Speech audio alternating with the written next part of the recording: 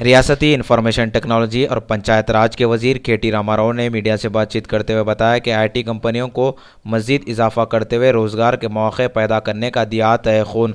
5 लाख मुलाजिमतों के साथ B formula और बायोटेक्नोलॉजी को इजाफा करने का इजहार किया। वजीर के साथ IIIT के डायरेक्टर पी.जे. नारायण और भी दीगर ऑफिसर्स के साथ बातचीत की, जिसमें फर्स्ट क्लास इंक्यूबेशन सेंटर कायम करने का इरादा जाहिर किया।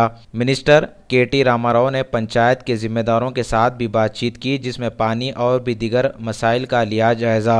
इस मौके पर पंचायत के जिम्मेदारों और director general of police, Hyderabad city commissioner police ने भी इन्हें मुबारकबाद देते हुए गुलपोशी की।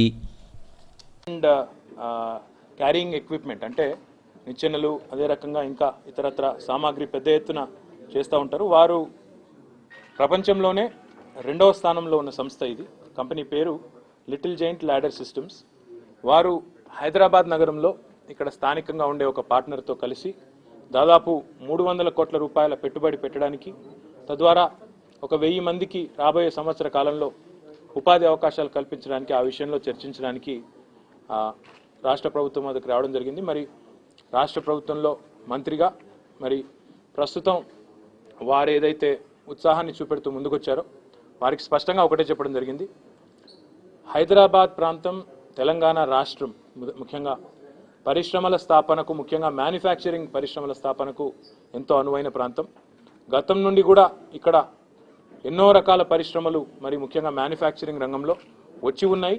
అవన్నీ కూడా బ్రహ్మాండంగా ఈరోజు లాభాల బాటలో నడుస్తూ ఉన్నాయి. బ్రహ్మాండంగా పెరిగి విస్తృతమై ఈరోజు ప్రపంచంలోనే అగ్రశ్రేణి కంపెనీలతో పోటీపడే స్థాయికి వచ్చినాయి. మరి ఈరోజు నిజంగా కూడా ఇది ఒక మంచి వార్తగా నేను భావిస్తూ ఉన్నా. ప్రపంచంలోనే 2వ స్థానంలో ఉన్న ఒక సంస్థ హైదరాబాద్ను తన విస్తృతికి ఎంచుకోవడం, ఎక్స్పాన్షన్లో భాగంగా ఇక్కడికి రావడం, 300 కోట్ల పెట్టుబడి రూపాయలు పెడతానంటూ ముందుకు రావడం శుభసూచకం. మరి ఇది నార్మల్గా సాంప్రదాయంగా వస్తున్న రంగాల్లో కాకుండా, అంటే సాంప్రదాయంగా హైదరాబాద్లో ఐటీలో కానీ, బయోటెక్నాలజీలో కానీ, ఫార్మాలో కానీ, బల్క్ డ్రగ్స్లో కానీ కొంతమంది పెట్టుబడులు పెట్టడానికి వచ్చారు. కానీ మొట్టమొదటిసారిగా మరి మ్యానుఫ్యాక్చరింగ్లో, అందులో కూడా ఈ ల్యాడర్ మ్యానుఫ్యాక్చరింగ్లో రావడం అనేది నేను ఆహ్వానిస్తూ ఉన్నాను. తప్పకుండా రాష్ట్ర ప్రభుత్వ పరంగా వారికి అన్ని రకాలుగా సహాయ సహకారాలు ఉంటాయని చెప్పడం జరిగింది.